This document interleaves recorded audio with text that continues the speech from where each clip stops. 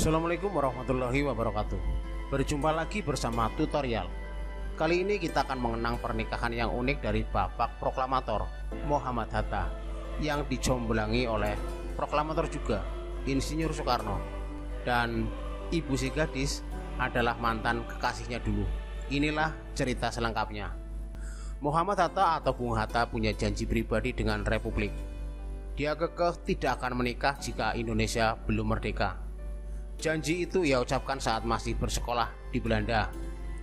Sebagai muslim yang taat dan pribadi yang teguh pendirian, Hatta memegang janji itu erat-erat. Komitmen Hatta dengan wanita atau pernikahan berbanding terbalik dengan teman seperjuangannya, Soekarno. Kala Hatta bertungkus lumus dengan buku-buku dan ide-ide tentang kemerdekaan, Bung Karno sudah 3 kali kawin. Pertama, Soekarno mengawini Siti Utari, putri Hos Cokro Aminoto, yang merupakan bapak kosnya di Peneleh, Surabaya. Meski dalam memoarnya Soekarno menyatakan hubungan yang terjalin tak lebih dari kakak adik. Kemudian ia mengawini Inggit Garnasih, perempuan Sunda, ibu kosnya di Bandung, sewaktu Soekarno masih kuliah di ITB. Lalu ia menikah dengan Fatmawati, putri seorang tokoh Muhammadiyah. Meski petualangan cintanya telah jauh, ia tidak melupakan Hatta. Soekarno ingat betul dengan ikrar yang pernah diucapkan Hatta. Karenanya tidak lama setelah Indonesia merdeka, pada tanggal 17 Agustus 1945, Soekarno berinisiatif mencarikan istri untuk Bung Hatta. Bung Karno memulai penyelidikan ke lingkaran terdekat yang dikenalnya. Ia mendatangi rumah Abdul Rahim, kawannya yang bertempat tinggal di Jalan Kopswik 11, sekarang Pajajaran, Bandung, Jawa Barat.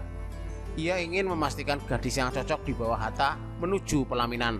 Gadis mana yang tercantik di Bandung ini? Tanya Bung Karno pada Ani Rahim, istri Abdul Rahim, seperti dikutip dari buku Bung Hatta pribadinya dalam kenangan 1980. Kemudian disebutkanlah sejumlah nama gadis yang menurut Ani sebagai yang tercantik di Bandung.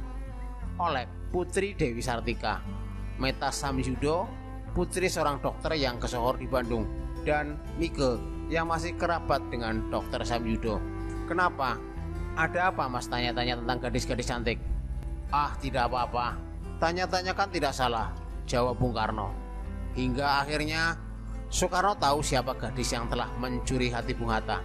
Cerita ini terdokumentasikan dalam buku Soekarno, Serpihan Sejarah yang Tercecer, yang ditulis oleh Roso Daras. Soekarno siap membantu merayu gadis yang diinginkan oleh Hatta. Soekarno kemudian bertanya kepada Hatta tentang identitas gadis yang telah mencuri hatinya. Ketika ditanya mengenai masalah percintaan, Hatta sudah tidak lagi mengelak.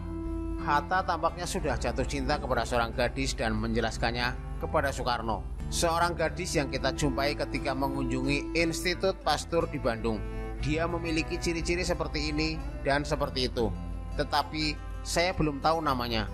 Gadis yang menarik perhatian Hatta ternyata adalah putri dari keluarga Rahim, Haji Abdul Rahim. Sekitar sebulan setelah proklamasi, Soekarno berkunjung ke Bandung dan menyempatkan diri untuk mengunjungi rumah keluarga Rahim di Burgemeester Kopswijk yang sekarang dikenal sebagai Jalan Pajajaran nomor 11. Ketika Soekarno tiba, jam sudah menunjukkan pukul 23 waktu Indonesia bagian Barat. Dan meski telah diberi peringatan mengenai keterlambatan, tekadnya untuk menjenguk keluarga Rahim pada malam itu tetap tidak tergoyahkan. Dia merasa sudah dekat dengan keluarga Rahim karena persahabatan mereka telah berlangsung sejak Soekarno kuliah di THS, sekarang ITB Bandung.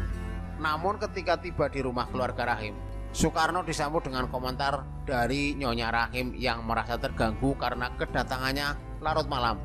Untuk meredakan situasi, Soekarno memeluk Nyonya Rahim dan mengungkapkan niatnya. Dalam momen ini, Soekarno mengenakan setelan putih dan ditemani oleh Dr. Soeharto, dokter pribadinya. Saat pertanyaan diajukan tentang siapa yang hendak diajukan lamaran tersebut, Soekarno menjawab dengan tenang, "Untuk teman saya, Hatta." Adik Rahmi, Raharti dengan cepat merespon ucapan Soekarno. "Jangan mau Yu, dia sudah tua." Namun berkat rayuan Bung Karno, akhirnya Rahmi menerima pinangan tersebut. Bung Karno meminta Rahmi melihat contoh nyatanya. yaitu Fatmawati yang juga berbeda usia cukup jauh dengan Bung Karno. Namun mereka tetap bahagia. Meskipun momen itu mungkin terasa mendadak. Rahmi sudah pernah berjumpa dengan Hatta sebelumnya.